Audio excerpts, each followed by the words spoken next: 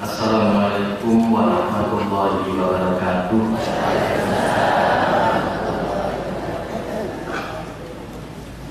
Alhamdulillah alladzi anzala al-Qur'an hudan lil mu'minina wa rahmah.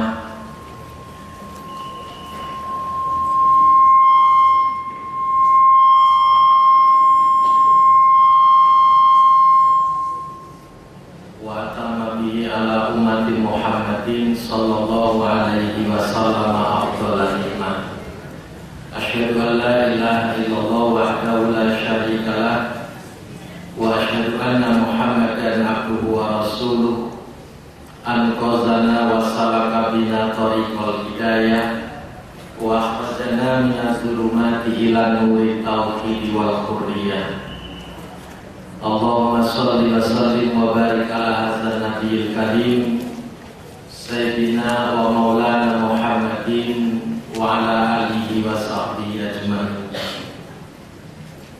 Bapak Ibu jamaah Majelis Taklim Ahad pagi yang dirahmati Allah, syukur alhamdulillah sampai pagi hari ini Allah masih berkenan melimpahkan rahmatnya kepada kita sekalian, sehingga kita dapat istiqomah di dalam meningkatkan kualitas kita sebagai seorang muslim,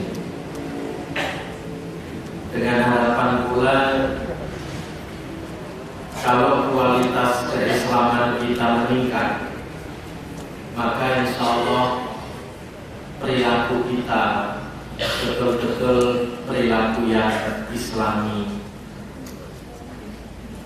Pola hidup islami, bisnisnya juga bisnis islami, membina rumah tangga juga rumah tangga yang islami, akhlaknya juga akhlak islami, berbusananya juga berbusana islami. Jadi semua total menjadi seorang muslim yang kafah. Nah, Bapak Ibu yang saya muliakan, untuk mencapai muslim kafah kita mesti memahami kembali, dalam bahasa populernya adalah rekonstruksi pemahaman. Jadi kita perlu memahami kembali makna hakikat rukun Islam. Selama ini rukun Islam yang 5 itu sebatas dihafal oleh umat Islam, tetapi jarang sekali dipahami maknanya, jarang sekali dipahami hakikat dan pesan moralnya. Oleh karena itu, saya mengajak kepada para jamaah untuk memahami santernya rukun Islam, sehingga kalau kita melihat kelapa itu tidak sekedar tahu kalau kelapa itu terdiri dari sepet, tempurung, kelapa, dan air kelapa, tapi kita sampai menemukan santannya. Dan santan itu tersembunyi, tidak ada santan keleleran di luar kelapa itu, enggak. Betul? Jadi untuk menemukan santan itu harus mengupas sepet, membelah batok. Sudah ketemu klopo, belum bisa diperes kalau belum diparut. Diparut pun belum ketemu santan kalau tidak diperes. Nah, pagi ini Bapak Ibu saya ajak untuk memeras santannya rukun Islam, biar enggak dowe aja. Ya, tahu dowe? Ngowos. Nah, Bapak Ibu, saya prihatin sekali dengan banyaknya orang Islam yang tidak jangkep melaksanakan rukun Islam. Karena itu mari kita pahami agar rukun Islam itu jangkep dalam kehidupan kita. Nah, kita kan sudah hafal kalau rukun Islam itu syahadat, sholat, zakat, puasa, dan haji. Orang Islam itu tidak boleh berhenti hanya mengucapkan 2 kalimat saja, 2 kalimat syahadat saja. Sesudah orang mengucapkan 2 kalimat syahadat, itu harus dilanjutkan melaksanakan rukun-rukun berikutnya, yaitu sholat, zakat, puasa, dan haji. Menurut Said Hawa dalam kitabnya Al-Islam, orang itu kalau sebatas mengucapkan 2 kalimat syahadat, sesungguhnya dia baru masuk pintu gerbang Islam, belum masuk bangunan Islam. Namanya pintu gerbang itu ya masuk pagar itu, gapura masuk pagar. Jadi masih untuk masih di halaman. Maka kalau mengucapkan 2 kalimat syahadat baru sebatas berada di pintu gerbang Islam, bisa jadi syahadat itu batal kembali kalau tidak diteruskan dengan melaksanakan rukun-rukun berikutnya. Dan sesungguhnya yang membatalkan 2 kalimat syahadat itu sampai 20 macam. Ini jarang dipahami oleh umat Islam, sehingga umat Islam itu gampang sekali berperilaku di luar Islam. Lihat saja umat Islam kalau 1 Muharram kan agendanya kayak kerupuk melempem gitu ya. Tapi kalau tahun baru Masehi gabung kita kayak wah, dunia ini miliknya sendiri gitu ya. Itu kan perilaku yang sesungguhnya nggak sadar kalau itu membatalkan syahadat.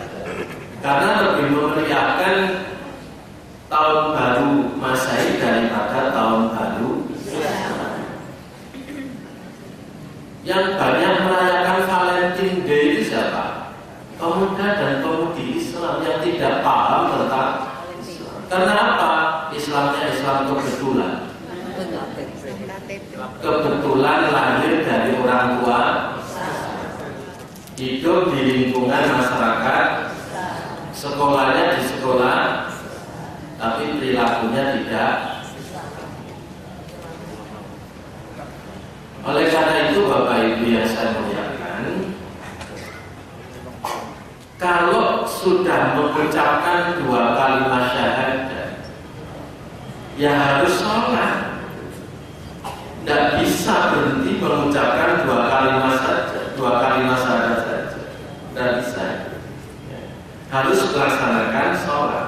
Sebab kalau nggak melaksanakan sholat, syahadatnya itu bisa batal. Bapak Ibu nanti cek ya, di dalam kitab Shahih Jami' Shaghir yang disusun oleh Nasiruddin Albani jilid 2, kita temukan sabda Rasulullah SAW, baina rajuli wasyirki wal kufri, baina rajuli wa baina syirki wal kufri tarkus shalah.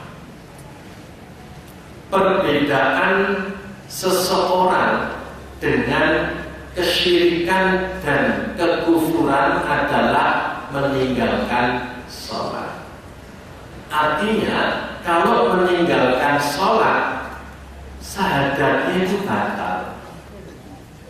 Jadi orang kufur. Apalagi sudah tidak sholat, kerjanya ngelarung ke pantai selatan. Kerjanya cuma nanam kepala kerbau kalau membangun jembatan. Itu tambah syirik. Sudah kufur karena nggak sholat, syirik, maka batal itu 2 kalimat syahadat. Karena itu Bapak Ibu, menjadi seorang muslim tidak berhenti hanya mengucapkan 2 kalimat syahadat saja. Saya sering menghimbau ketika mengislamkan seseorang, saya tekankan betul bahwa Islam itu bukan hanya mengucapkan 2 kalimat syahadat. Karena itu terus melaksanakan rukun-rukun berikutnya. Dan saya pesan, jangan lama-lama jadi mu'alaf. Segeralah jadi seorang muslim. Apalah untungnya jadi mu'alaf? Wong mu'alaf itu artinya imannya lemah. Masa lemah terus? Sampai kapan lemah terus? Maka harus ditingkatkan jadi seorang. Di mana itu ada Bapak Ibu, sudah masuk Islam 12 tahun yang lalu, karena masuknya mau nikah. Sampai usia 12 tahun di Islam itu belum sholat. Oleh Bapak Ibu mertuanya dianjurkan ayo sholat. Saya kan masih mu'alaf Bu. Lalu lemah iman kok dirawat. Umar bin Khattab itu pernah menghentikan hak menerima zakat bagi mu'alaf. Kan mu'alaf itu termasuk 8 asnaf kan? Dalam surat At-Taubah, dia berhak menerima zakat. Dihentikan oleh Khalifah Umar bin Khattab. Ketika mereka tanya, jatah saya mana? Sampai kapan kamu mu'alaf? Kapan kamu jadi seorang muslim? Masa mu'alaf terus? Nah, ini mu'alaf yang baru masuk Islam. Lah yang kan kebangetan kalau sejak kecil Islam masih mu'alaf terus. Yang baru masuk Islam, mu'alaf saja nggak boleh lama-lama untuk segera jadi muslim. Lah yang Islamnya sejak bayi rocok gak Islam, si mu'alaf terus. Sampai kapan jadi mu'alaf? Segera sholat. Karena sholat itu bukti keislaman kita untuk taat perintahnya Allah dan menjauhi larangan Allah. Kalau Allah sudah memerintahkan sholat, berarti kita harus taat. Sesudah syahadat kita kemudian. Kalau sampai meninggalkan sholat, syahadatnya bisa batal. Nah kemudian kalau sudah sholat harus diteruskan menunaikan zakat. Nah Bapak Ibu, kalau seseorang sudah melaksanakan 3 rukun, dia sudah menjadi seorang muslim. Jadi seorang muslim. Nah, bagaimana agar keislaman itu meningkat menjadi mukmin? Maka harus melaksanakan rukun Islam yang keempat, yaitu puasa di bulan suci Ramadan. Mengapa? Karena Allah memanggil orang-orang beriman untuk melaksanakan puasa. Allah tidak lagi memanggil ya ayyuhal muslimun kutiba alaikumusiyam. Karena apa? Sudah Islam. Agar Islamnya meningkat, maka Allah memanggil dengan panggilan penuh kasih sayang, namanya Nidaur Rahman, panggilan cinta kasih kepada hamba yang dicintai. Langsung Allah panggil ya ayyuhallazina amanu kutiba alaikumusiyam. Maka orang Islam yang taat melaksanakan rukun Islam yang keempat, berarti dia meningkatkan keislamannya menjadi mukmin, menjadi iman. Dan kalau sudah menjadi seorang mukmin, puasa itu sendiri akan mengantar. Puasa itu sendiri akan mengantarkan derajat tertinggi, yaitu la'allakum tattaqun. Seperti itu. Jadi Bapak Ibu yang dirahmati Allah, sistematika ajaran Islam semacam ini harus dipahami secara utuh. Jadi kalau orang sudah melaksanakan 3 rukun, untuk jadi mukmin harus melaksanakan rukun yang keempat. Begitu mukminnya menjadi muttaqin, maka takwa ini menjadi bekal utama dan pertama menunaikan rukun Islam yang ke-5, yaitu melaksanakan ibadah haji. Nanti Bapak Ibu lihat dalam surat Al-Baqarah 197. Al-Hajju ashhurun ma'lumat. Faman farada fihinal hajja fala rafatha wala fusuqa wala jidala fil hajj. Wa ma taf'alu min khairin ya'lamullah. Ujung ayat ini yang sangat menarik. Wa tazawwadu fa inna khairaz zadi taqwa wattaquni ya ulil albab. Haji itu atau musim haji itu adalah beberapa bulan yang dimaklumkan, diperintahkan. Barang siapa yang menetapkan niatnya dalam bulan itu untuk mengerjakan haji, maka tidak boleh rafas, berbuat fasik dan berbantah-bantahan di dalam masa mengerjakan haji. Dan apa yang kamu kerjakan berupa kebaikan, niscaya Allah mengetahuinya. Berbekallah.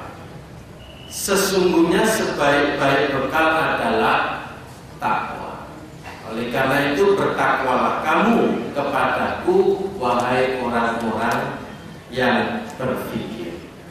Bapak Ibu, ayat ini sangat jelas bahwa bekal menunaikan ibadah haji itu adalah takwa. Dan takwa itu bisa dicapai lewat rukun Islam yang keempat, yaitu melaksanakan puasa agar la'allakum tattaqun. Karena itu runtut. Nah, runtutnya rukun Islam ini terkait dengan bulan yang ada dalam Islam. Bulan haji itu tidak mungkin mendahului bulan Ramadan. Sebab kalau bulan haji mendahului bulan Ramadan, lah kapan membina bekal untuk menjadi orang bertakwa? Wong takwa itu dihasilkan oleh puasa. Oleh karena itu, Bapak Ibu yang saya muliakan, rukun Islam ini tidak bisa dikerjakan lontar-lontar. Contohnya, orang mengucapkan 2 kalimat syahadat, terus tidak sholat, tidak puasa, tidak zakat, tidak puasa karena banyak uang, terus menunaikan ibadah. Kan banyak orang yang berhaji karena banyak uang. Apalagi para koruptor itu kan uangnya banyak. Mudah sekali haji plus pulangnya ditangkap KPK. Itu kan banyak loh. Jadi banyak orang karena ada pelebaran jalan, terus tanahnya dibeli mahal, kemudian bisa berangkat haji. Tapi rukun Islamnya tidak runtut. Jadi cuma syahadat saja, sholatnya benar, zakatnya juga muwahhid, kerja poso, katanya sakit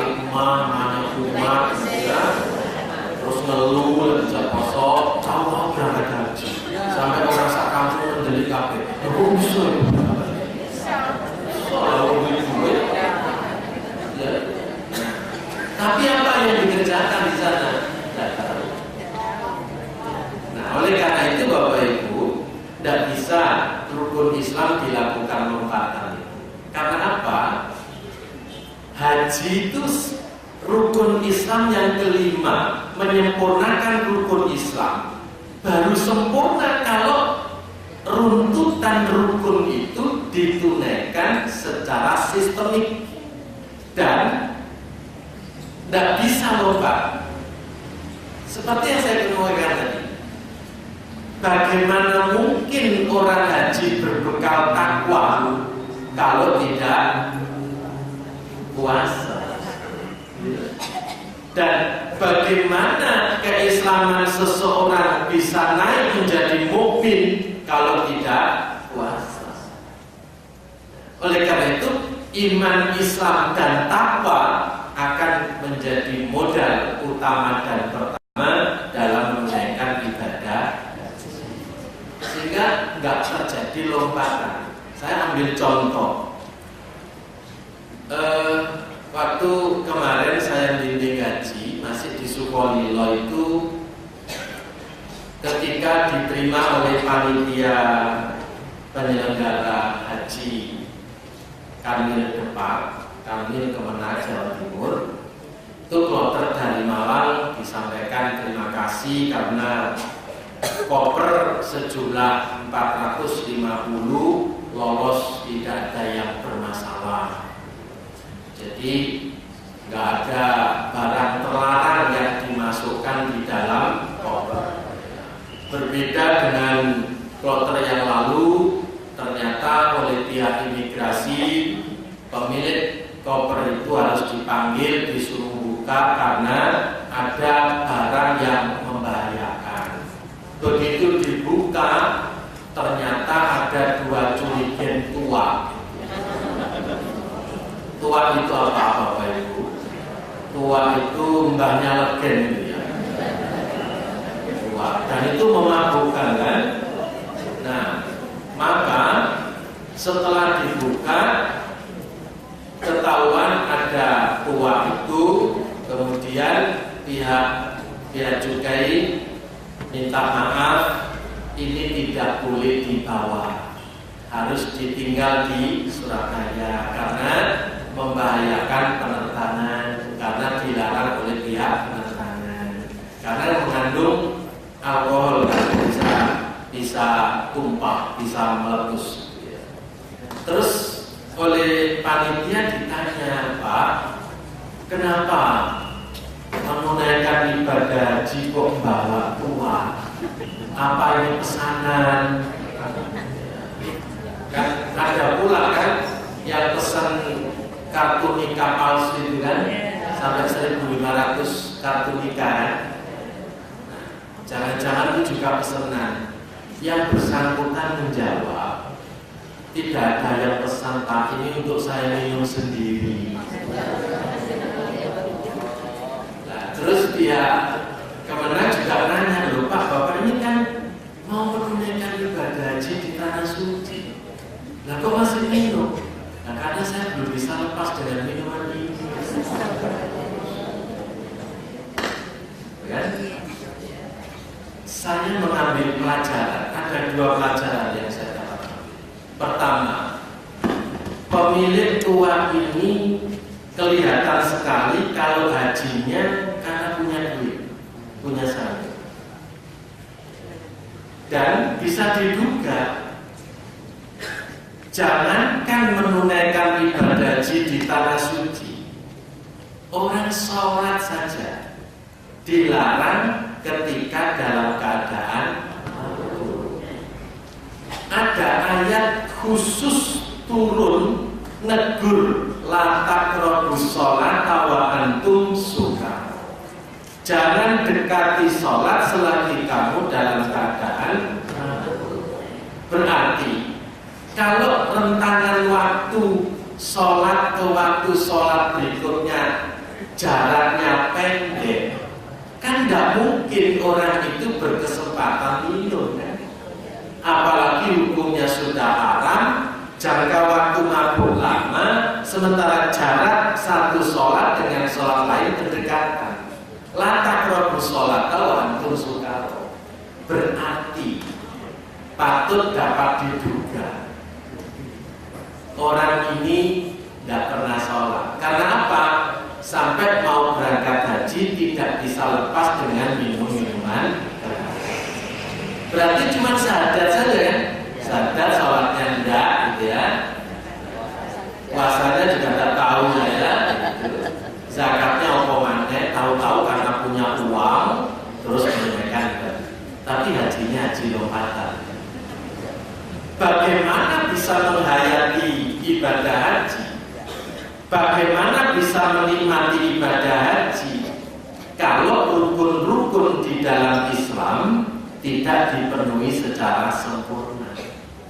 Karena itu tidak bisa jadi tamunya Allah itu. Jelas itu makhluk kayak gitu. Nah, namun yang kedua, saya punya husnuzon, orang ini harusnya bersyukur. Karena Allah pasti menyayangi, sehingga dua curigen tua itu ketahuan dan disita oleh pihak dia juga. Itu karena Allah sayang. Seandainya oleh Allah diloloskan, bisa saja kan? Ya, X-ray itu bisa saja ditutupi oleh malaikat, nggak tahu gitu ya. Apa jadinya kalau dia di sana tetap minum tua? Wah, mungkin dicukur gundul terus diulang-ulang sama mereka.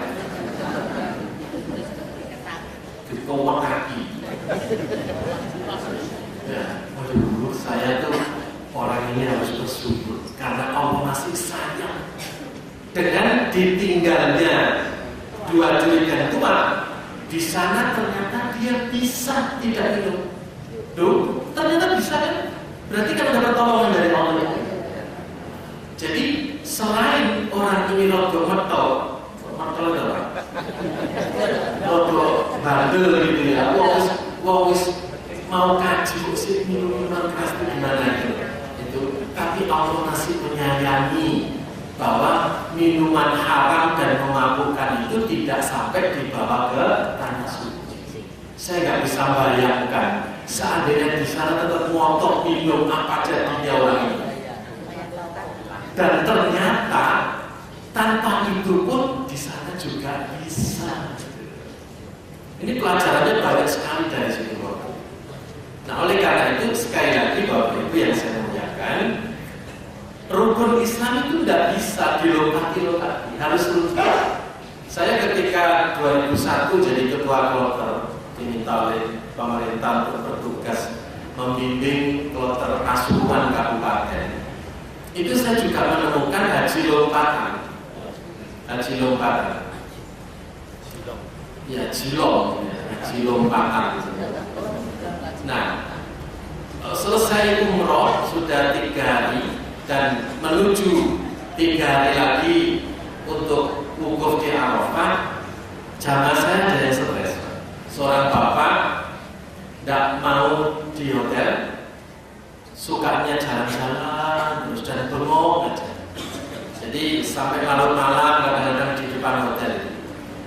Kemudian sore-sore ketika dia nongkrong lagi di depan hotel, saya tanya, Bapak kenapa di sini? Saya ini sedang nunggu mangga saya mau panen, Pak.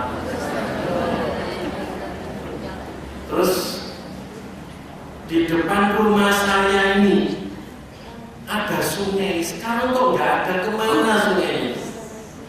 Jadi secara lahiriah dia sudah di Mekah, tapi secara batiniah dia masih di Pasuruan. Karena masih merasa dia punya mangga di depan rumah dan mau panen. Yang kedua, di depan rumahnya ada sungai, saat itu nggak ada. Jadi lahiriahnya di Mekah, batinnya di Indonesia. Wah, orang ini stres, mengalami disorientasi, sudah nggak kenal lingkungannya ya. Akhirnya saya ajak ngobrol saja, kemudian saya ingatkan, Bapak kemarin sudah melaksanakan umroh. Oh iya ya, berarti saya sudah di Mekah ya Pak. Iya. Bapak ini 3 hari lagi akan bersama-sama menunaikan ibadah haji. Ayo Pak, istighfar. Bapak Bapak sudah di Mekah sekarang. Bapak harus bersyukur karena apa? Banyak bangsa kita yang belum berkesempatan menunaikan ibadah haji. Bapak diizinkan oleh Allah berangkat haji, maka Bapak harus bersyukur. Kalau sekarang mengalami seperti ini, Bapak harus memperbanyak istighfar. Kemudian saya istighfar sampai dia mulai sadar wajah yang kosong itu kayaknya mulai terisi. Tidak tahu terisi apa waktu itu. Terisi air ya. Mungkin karena energi spiritual istighfar itu kemudian wajahnya mulai kelihatan wajah. Yang semula itu tidak kelihatan wajah, kosong belum, bengong. Nah akhirnya saya panggilkan dokter. Dokter tolong ini dirawat. Waduh maaf Tony, saya kalau kondisinya masih begitu belum bisa. Nanti kalau saya suntik malah teriak-teriak, saya kasih obat juga belum tentu diminum. Sudahlah sekarang saya ajak diajak dialog aja. Akhirnya saya ajak ke ruangan tengah. Saya ajak masuk ke kamar nggak mobil. Kemudian sini aja Pak, akhirnya di hall, di lobby hotel. Ya saya ajak minum teh susu, ayo Pak minum dulu istighfar. Kemudian dia nggak bengong, saya coba setelkan TV, kebetulan ada TV-nya di lobby itu. Nah kok saya ini mendapat peluang dari Allah untuk bisa nyadarkan diri. Peluangnya apa? Begitu TV saya setel, lah kok yang ditayangkan itu Doraemon. Dia kaget, lupa. Terus kok ada Doraemon? Maksudnya kasuhan kalau Doraemon. Doraemon kayu, Doraemon. Terus begitu Doraemon itu kan dialog sama siapa? Sunio atau sebagainya. Sama Nobita ya, dialog sama. Lah, dialognya kan bahasa Arab. Dia tanya, "Loh, Pak, Doraemon kok sakit ngaji?" Jadi Doraemon itu isu ngaji Doraemon. Saya punya inspirasi, dapat inspirasi. Kalau gitu orang ini saya rupiah sekali. Gimana kalau Bapak biar gak kalah sama Doraemon, Bapak bisa nggak baca surat pendek? Oh sakit Pak, sakit. Ayo wis, sekarang biar sama Doraemon sama-sama bisa ngaji, baca Quran. Bapak baca surat An-Nas, baca semerintih 3 kali ya Pak ya. Semerintih Pak. Nah sesudah surat An-Nas, Bapak bisa hafal surat Al-Falaq. Oh sakit. 3 kali Pak. Sekarang Al-Ikhlas sakit. Sekarang ayat kursi sakit. Setiap malam Jumat Kliwon saya baca.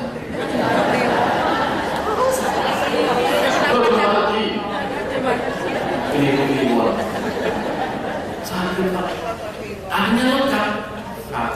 An-Nas, Al-Falaq, Al-Ikhlas, Fatihah, ayat kursi dilengkapi dengan surat Al-Baqarah. Begitu selesai baca itu, sekarang Bapak ikuti saya. Baca Sayyidul Istighfar.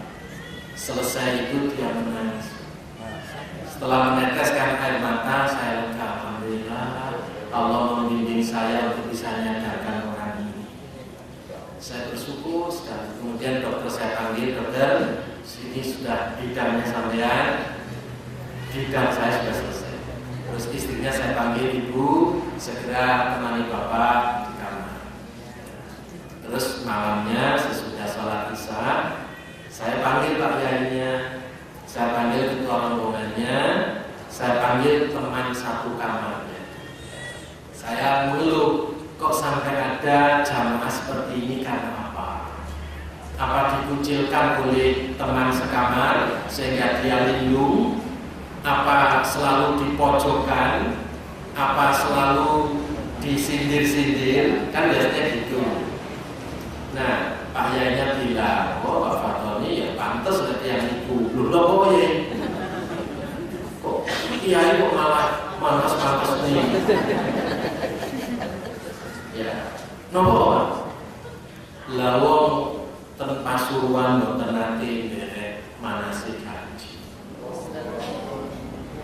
2 hari sebelum berangkat sudah banyak tamu yang datang. Istrinya suruh nemoni, dia nagih pinjaman ke orang-orang. Masya Allah.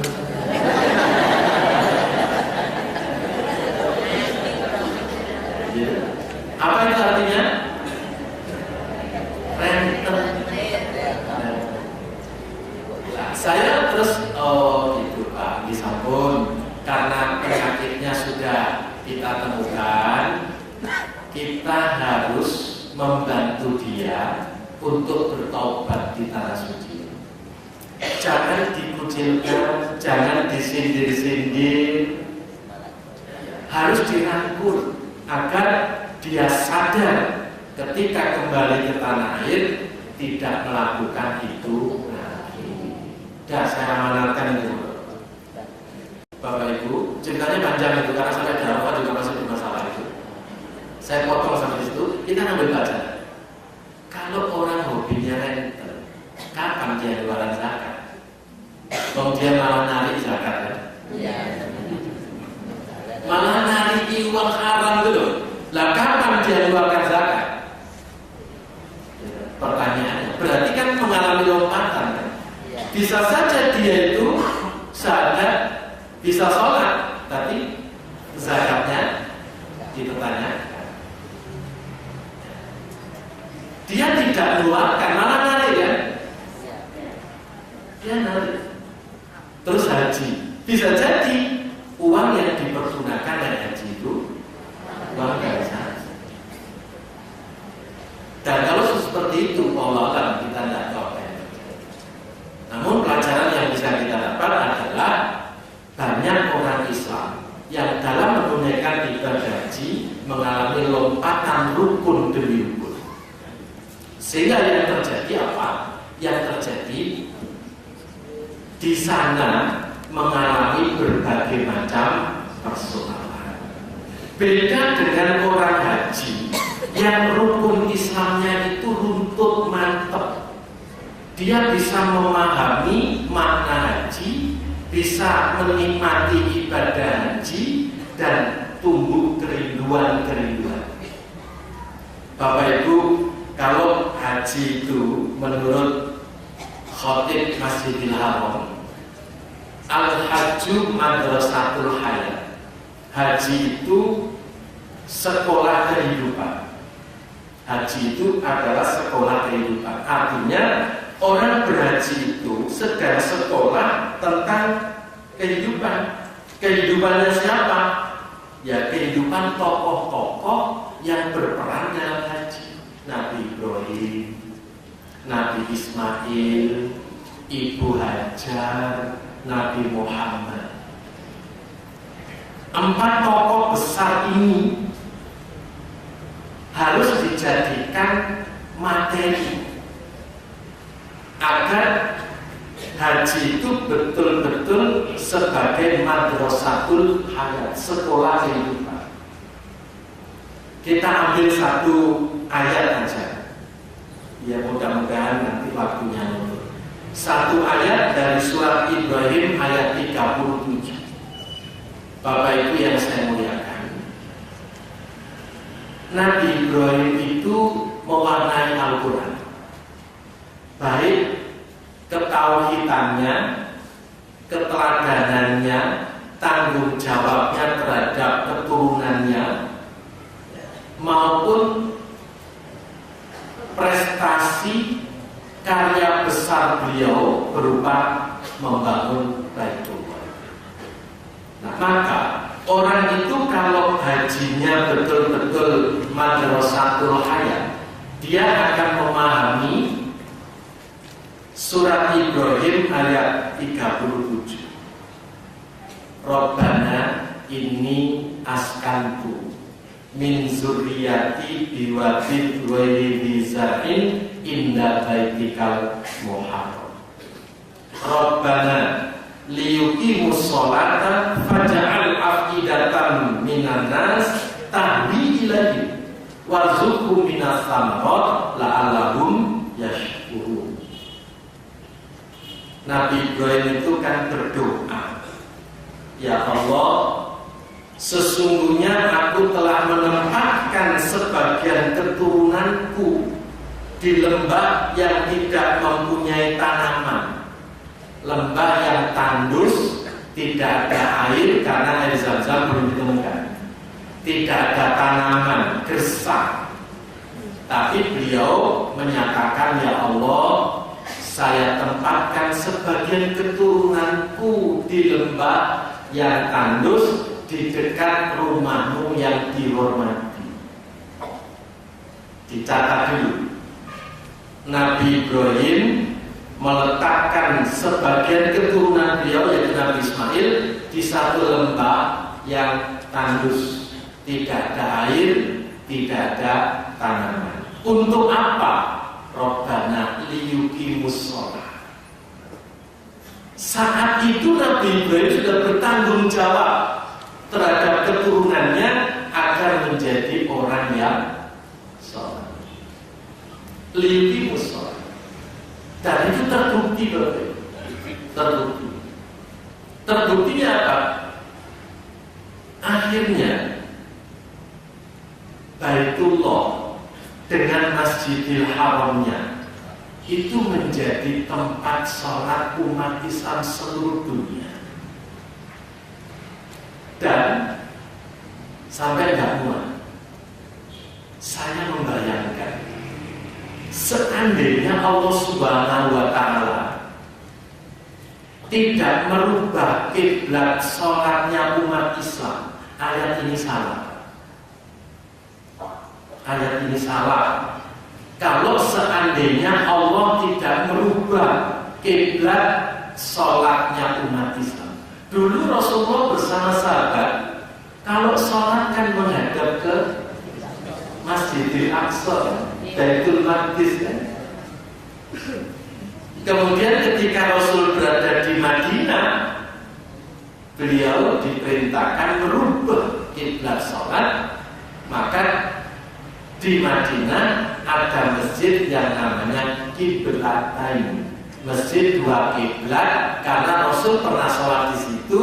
Saat sholat zuhur beliau menghadap ke Baitul Maqdis, Palestina, Masjidil Aqsa, kemudian disuruh merubah menghadap ke Baitullah, Ka'bah. Jadi ayat ini benar 100%, tidak ada yang bisa menyalahkan. Dan bukti doa Nabi Ibrahim dikabulkan Allah. Dan akhirnya Mekah dengan Baitullahnya menjadi kiblat umat Islam seluruh dunia. Ini bukti yang tidak bisa diingkari oleh siapapun. Silakan mendebat dengan literatur apapun, tidak akan bisa mengalahkan kebenaran Al-Quran. Jadi membuktikan kebenaran Quran itu caranya seperti itu. Sama, kalau Bapak Ibu yang membuktikan surat Al-Alaq, tabat yada Abi Lahab wa tab, celaka kedua tangan Abu Lahab dengan sebenar-benar celaka. Saya membayangkan sekaligus membuktikan kebenaran ayat ini. Seandainya Abu Lahab masuk Islam, ayat ini nggak berlaku. Itu caranya membuktikan agar kita semakin yakin Quran itu benar firman Allah. Seandainya Abu Lahab dan istrinya masuk Islam, apa mungkin ayat Al-Quran itu kok diamandemen? Masa dirubah, diralat? Karena Allah sudah menetapkan Abu Lahab itu celaka bersama istrinya, wa imra'atuhu hamalatal hatab. Maka benar sampai matinya Abu Lahab dan istrinya tidak memeluk Islam. Dan saya mengandaikan seandainya tabat yada Abu Sufyan mata, itu pengandaian dia. Oh salah. Karena Abu Sufyan ketika Fathul Mekah masuk, itu cara membuktikan kebenaran Al-Quran. Nah, liyuqimus shalah, doa Nabi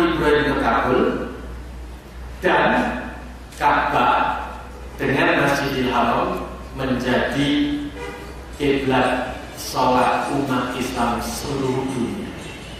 Itu benar. Karena itu nggak ada yang bisa menangkal kebenaran ayat. Kemudian doa Nabi Ibrahim lagi, faja'al afidatan minan nas tahwi lagi. Itu juga terbukti. Jadikanlah hati sebagai manusia cenderung kepada mereka.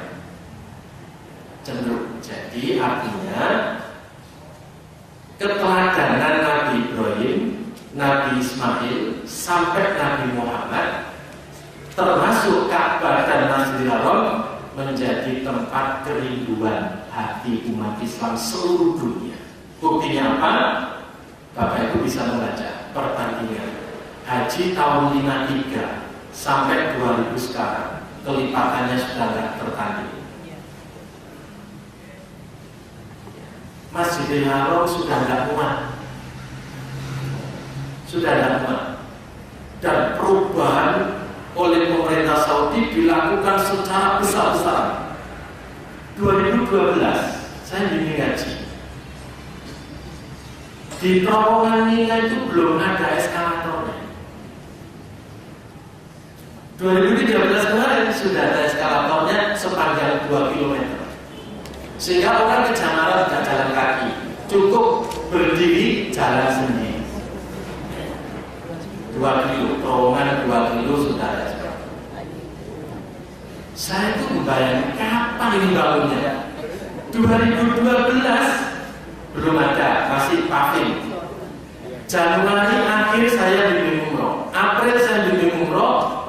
Kemarin Oktober saya bimbing ngaji sudah ada eskalatornya, atas sudah ada payungannya, sehingga ke Jamarat sudah tidak perlu bawa payung, tidak akan kepanasan. Sudah lantai 3, bahkan ada yang bawa kursi roda. Ke Jamarat itu bawa kursi roda, lempar jumlah itu bawa kursi roda. Kan berarti enggak? Itu karena upaya pemerintah Saudi agar doanya Nabi Ibrahim itu ada fasilitas yang memadai.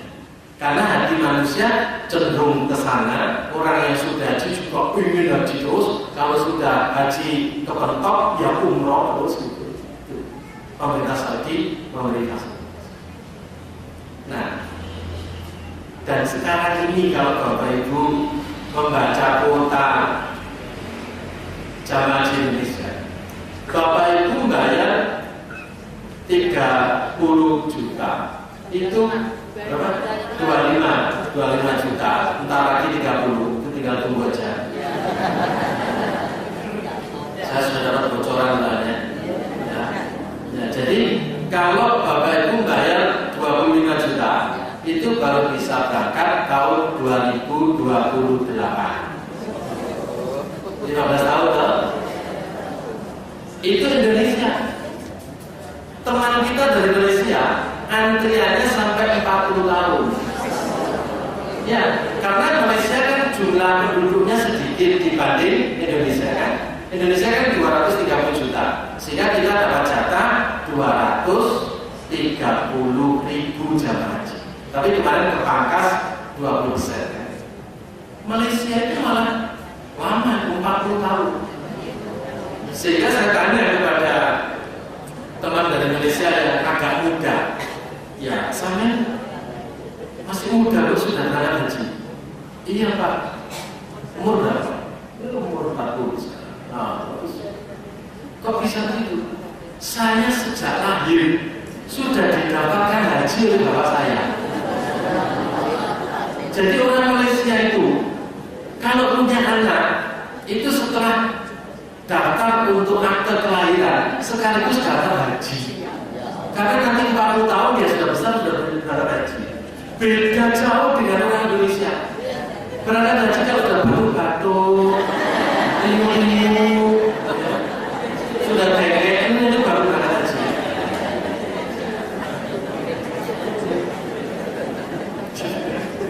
Nah, jadi Bapak Ibu yang saya muliakan, upaya umat Islam seluruh dunia untuk bisa datang ke Mekah, bisa tawaf, bisa menikmati sholat di Masjidil Haram, itu luar biasa, luar biasa. Dan itu membuktikan bahwa ayat ini benar dan doa Nabi Ibrahim terkabul. Karena itu Rasulullah katakan, orang baik itu kalau rindu dua tempat, rindu masjid sama rindu rumah. Rindu masjid karena di situ dia menemukan ketenangan batin, baik di Mekah, Madinah maupun di tanah air. Rindu masjid karena temannya orang-orang soleh, ahli ibadah, sehingga tenang. Rindu rumah karena di rumah penghuninya orang-orang yang soleh dan solihah, sehingga rumah baiti jannati, rumahku adalah surga. Maka kalau manusia itu rindu dua tempat, dia orang yang baik. Tapi kalau sampai dua tempat ini tidak dirindukan, pasti rindu terminal, rindu mall, rindu pasar. Dan saya nggak tahu jadi opo orangnya. Kalau rindu masjid jelas khulaqa'uhu ma'as sholihin, temannya adalah orang-orang yang soleh. Dan orang soleh itu kalau berteman dengan orang yang soleh, yang dibicarakan pasti kesolehan. Tidak mungkin orang soleh ketemu orang soleh yang dibicarakan maksiat, itu tidak mungkin. Jadi siapa bertemu siapa, yang dibicarakan apa tergantung dia berteman dengan siapa. Imam Syafi'i pernah mengatakan, kalau kamu ingin lihat kepribadian seseorang, lihat siapa teman dekatnya. Kalau teman dekatnya orang soleh, dia segera menjadi orang soleh. Kalau teman dekatnya ahli ibadah, sebentar lagi dia ikut jadi ahli ibadah.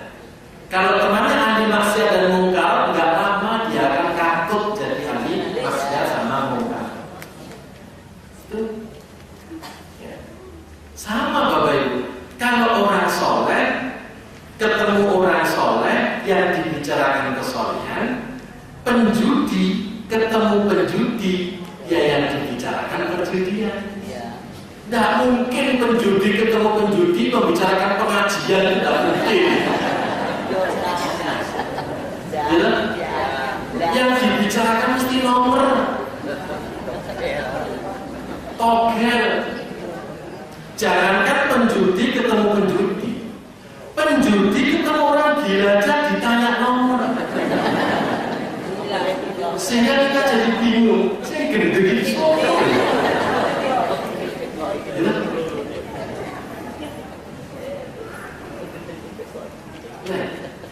dan kalau penjudi ketemu orang waras, pertanyaannya apa? Apa begini kok? Kalau sudah datang, aku begini bedes. Ini ketemu bedes, orang ini bedes. Ini terus buka primbon, oh bedes nomor sekian, oh. Jadi penjudi ketemu penjudi yang dibicarakan, pemabuk ketemu pemabuk yang dibicarakan, koruptor ketemu koruptor. Sekarang jadi panitia, ditahan KPK gitu ya. Jadi panitia perhubungan akhir tahun 2013 ditahan KPK. Ketuanya Andi Manawange. Itu ketua panitia ya. Wakilnya Ratu Atul Qasmi. Sekretarisnya Angelina Sondakh. Bendaharanya Nazaruddin. Seksi transportasi Akil Mokhtar. Kalau mobilnya banyak. Seksi keamanan Joko Susilo.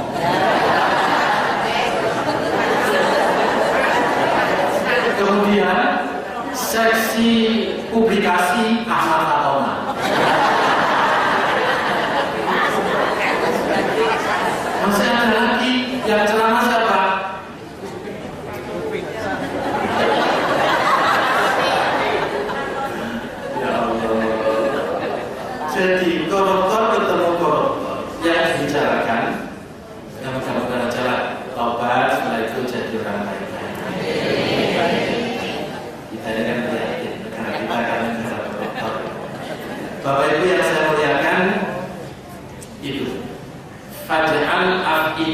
minan nas tahwi lagi.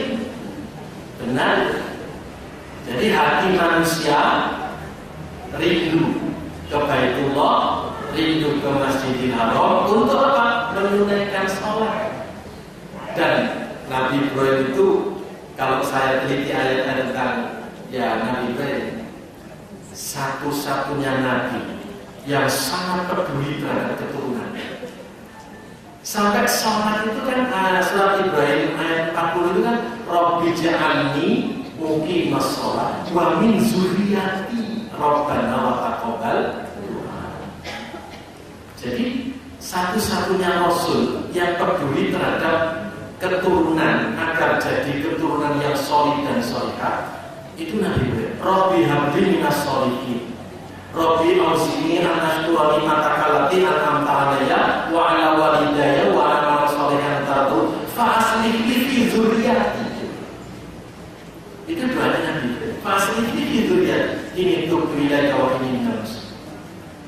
Jadi luar biasa. Karena itu ini harus dipelajari oleh orang yang belajar. Dan yang sangat mengagumkan, sangat menakjubkan, di lembah yang tandus, tidak ada tanaman, tidak ada air. Lah kok Nabi Ibrahim berdoa warzuqhum minas samarot. Seandainya doa itu didengar orang, tidak ada logika yang membenarkan, nggak ada orang yang mau membenarkan. Seperti nggak ada orang yang membenarkan ketika Nabi Nuh membuat perahu. Kok nggak ada air, kok bikin perahu? Lautan itu lautan pasir, mau dilayarkan kemana bikin perahu? Ternyata itu mukjizat. Nah, Nabi Ibrahim itu juga begitu. Seandainya saat itu ada orang dengar warzuqhum minas samarot la'allahum yashkurun, mungkin ditertawakan orang. Karena apa? Lalu di lembah yang tidak ada air, tidak ada tanaman, lalu minta rezeki dari buah-buahan itu tukul dari mana? Wong sampai sekarang tanah di Mekah itu loh tidak bisa ditukuli apa-apa. Rumput, jangankan rumput Jepang, rumput gajah. Di sana itu rumput cuma rumput Fatimah saja. Nah kok ndongoni warzuqhum minas samarot. Tapi ternyata doa Nabi Ibrahim itu dinikmati oleh keturunan beliau, termasuk kita ini. Bapak Ibu, kalau yang sudah pernah haji dan umroh, buah-buahan di sana itu nomor satu semua. Meskipun tidak tukul dari tanah Mekah dan Madinah, dia panennya di sana semua. Pisang dari Brazil, dari Argentina itu super semua. Padahal di sana nggak mungkin tumbuh pohon apel. Macamnya apel ada di sana dan mesti ada masalah. Pil, kiwi, anggur, plum, buah plum ada semua. Dan yang saya penasaran, saya sejak 95 di Ngaji, saya mencari di mana kontainer tempat bongkar muat buah-buahan, tidak ketemu sama saya. Terakhir kemarin saya ke Jarwal, ke pasar induk, karena saya pernah di Jarwal 2 kali. Di pasar induk sekarang sudah miliknya masih dapat. Jadi pasar induk Jarwal itu habis, kan? Itu saya cari cara-cara di sini, enggak juga. Jadi saya nggak tahu di mana kontainer bongkar muat buah-buahan impor. Karena apa? Jamaah haji itu dibikin tahu-tahu ada buah-buahan bagus di mall, di jalan-jalan, di toko. Coba nanti Bapak Ibu kalau pas haji cari kontainer bongkar muat. Nanti kalau ketemu saya diberitahu, saya ajak umroh bareng sama saya. Tidak ketemu sama sekali. Itu mungkin dirahasiakan oleh pemerintah Saudi. Ada teman yang mungkin di sana, sampai pernah nggak lihat bongkar muat buah-buahan impor? Nggak. Dia mungkin di sana juga nggak tahu di mana itu bongkar. Karena yang ada ya sudah tinggal buah-buahan saja. Nah ini marzuqu minas sama telah alamnya. Nah jadi Bapak Ibu, kalau orang berhaji, rukun Islamnya itu sempurna, syahadatnya benar, sholatnya juga istiqomah, zakat ditunaikan dengan baik, pencapaian iman sempurna, ketakwaannya juga bagus, takwa menjadi bekal menunaikan ibadah haji, maka hajinya bisa dihayati, dinikmati, dan itulah jaminan haji mabrur. Nah oleh karena itu Bapak Ibu, sekali lagi, tidak bisa rukun Islam itu dilakukan lompatan. Nah sekarang pertanyaannya, bagaimana seandainya kita ini sudah melaksanakan 4 rukun Islam, tapi tidak bisa menunaikan ibadah haji? Terus gimana kita? Nggak usah bingung. Islam itu ajaran yang tidak pernah membingungkan. Kalau haji itu manis taqwa ilaihi sabila, mengapa diletakkan pada rukun Islam yang kelima, dan itu pun diwajibkan bagi yang mampu seumur hidup cuma 1 kali? Itu sangat mudah. Tapi kalau ternyata sudah dimudahkan kok masih belum bisa berangkat oleh Allah dan Rasul, kita diberi kesempatan beribadah senilai ibadah haji sama umroh. Karena itu nggak usah kecil hati, nggak usah sedih. Kalau kita nggak memiliki kemampuan finansial untuk haji sama umroh, karena betul-betul nggak mampu, kita gencarkan saja amalan-amalan yang nilainya setara dengan haji dan umroh. Seperti apa? Rasulullah SAW membimbing kita. Man asbaha layani dzulma yahatin ghufiralahu majana. Barang siapa yang bangun subuh, bangun pagi, tidak ada niat berbuat zalim kepada orang lain, maka Allah akan mengampuni dosa-dosanya. Wa man asbaha yanwi nusratal madlumi wa qada'i hajatil muslim kanat lahu ka'ajrin hajatin mabruratin.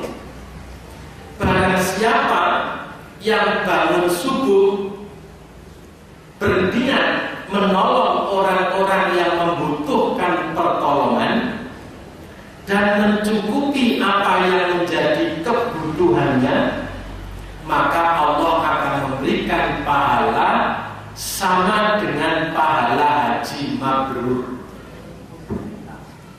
Enteng kan? Tapi kalau mampu haji, ya jangan cuma masang niat terus gak usah haji mana-mana 60 juta, turun sanguni, turun syukurani, turun ninggali sing omahe maneman, wis bangun tidur niat ae. Bangun tidur niat ae nolong wong. Apa yang diberikan? Keceput. Nolong wong keceput. Keceput itu anaknya undi-undi. Ya nggak begitu, nggak boleh ngakali gitu. Allah sudah memberi kemudahan.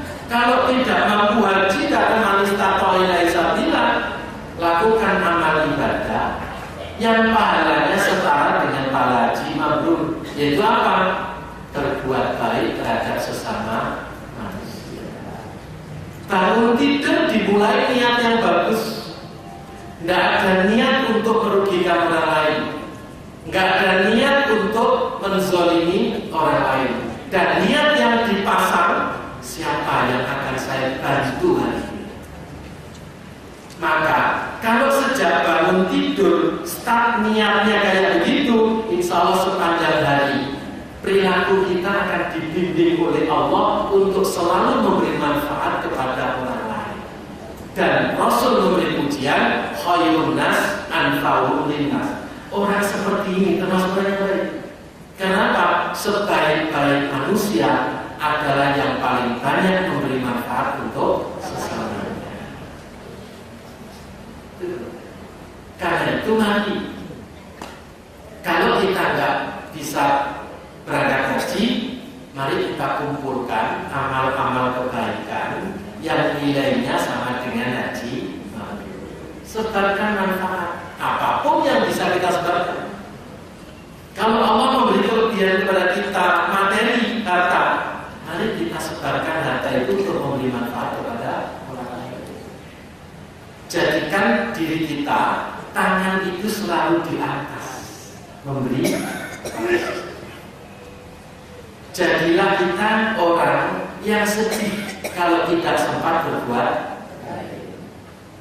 Jadilah kita kalau kelebihan makan malam untuk segera dibagikan kepada malam itu banyak orang yang lapar. Kebanyakan kita ini, maaf ya, bukan bapak ibu sini, orang sana. Kebanyakan orang sana kalau malam itu makanan berlebih, semua anggota keluarga sudah kenyang sampai bunyi kok gitu, saking kenyangnya kok gitu. Terus apa yang terjadi? Cepat lebok kulkas yang tidak mampu. Itu orang sana bukan sini, benar ya? Kamu sisu tidak mampu, ya? Besok pagi habis subuh berangkat ke pasar belanja, masak enak, malam turah cepet leboknya kulkas yang tidak mampu. Masuk kulkas yang kemarin belum sempat dibakar, terus kulkas dileboni mana jadi tidak mampu. Itu memulai hidup mubazir, dan itu termasuk syarut ta'am. Sejelek-jelek makanan adalah yang hanya dinikmati oleh segelintir orang di saat banyak orang kelaparan. Syarut. Dan itu tidak diakui sebagai orang beriman oleh Rasulullah. Ma'amana bihi man batasaba'an wa jarujayun wa ya'lamubi. Tidak termasuk orang yang beriman kepadaku kalau semalaman tidur ngorok karena kekenyangan, sedangkan tetangganya tidak bisa tidur karena kelaparan. Wa ya'lamubi, dia tahu tapi tidak mau tahu. Ya. Halo? Nyambung?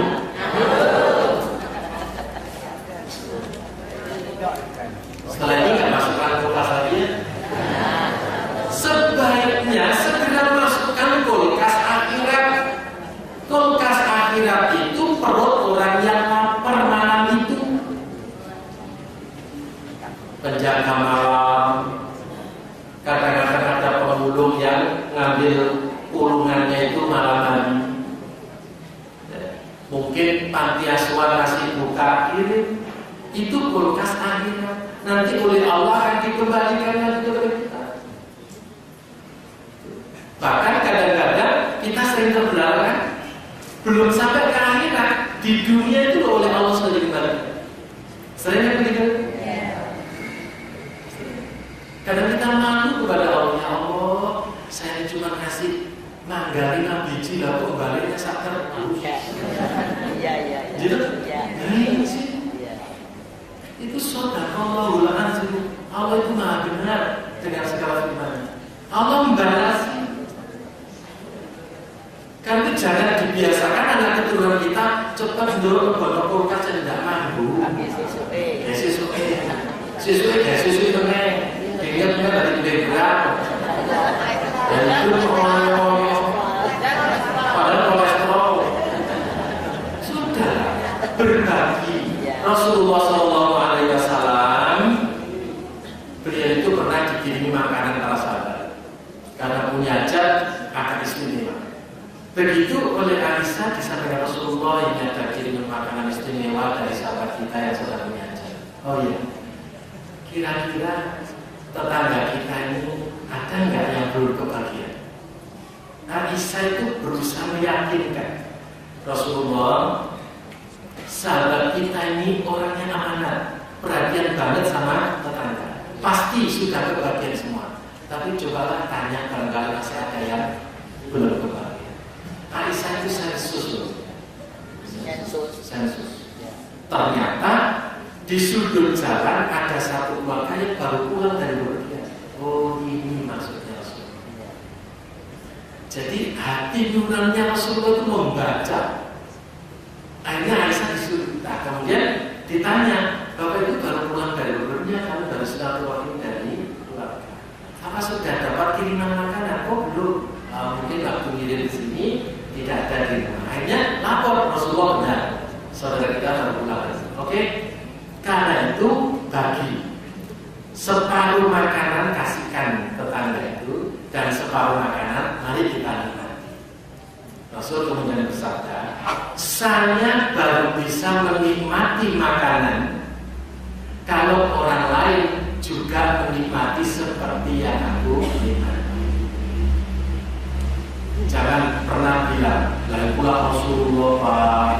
Jangan tak. Kita ini umatnya Rasulullah, harus mencontoh beliau.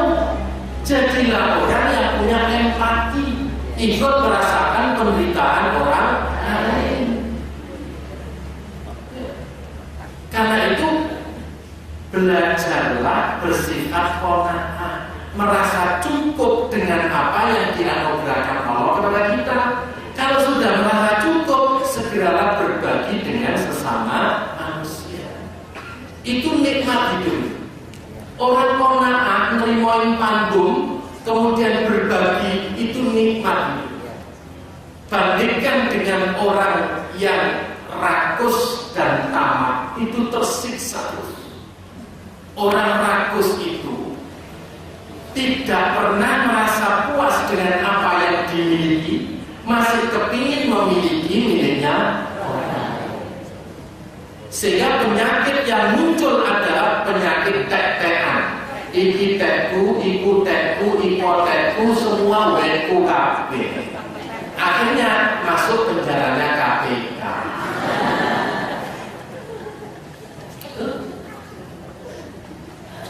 Nah, oleh karena itu Bapak Ibu yang dirahmati Allah,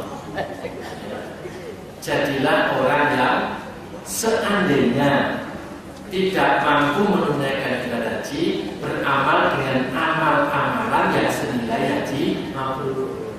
Satu, sebabkan manfaat untuk orang. Yang kedua, dalam kitab Jami' Shaghir juz 4 itu saya temukan riwayat, barang siapa yang sholat berjamaah subuh di masjid, lantas berdiam diri di masjid menunggu datangnya waktu syuruk, kemudian sholat suruh 2 rakaat, sama dengan nilainya, pahalanya sama dengan haji dan umroh. Belum mampu dan sholat suruh, insya Allah sudah. Sholat suruh, barang siapa yang sholat subuh berjamaah di masjid, kemudian berdiam diri di masjid menunggu datangnya waktu suruh, lantas sholat sunnah suruh 2 rakaat, nilainya sama dengan haji dan umroh. Kenapa Bu? Oh lain lagi, kalau sholat fajar itu kan sebelum subuh dulu.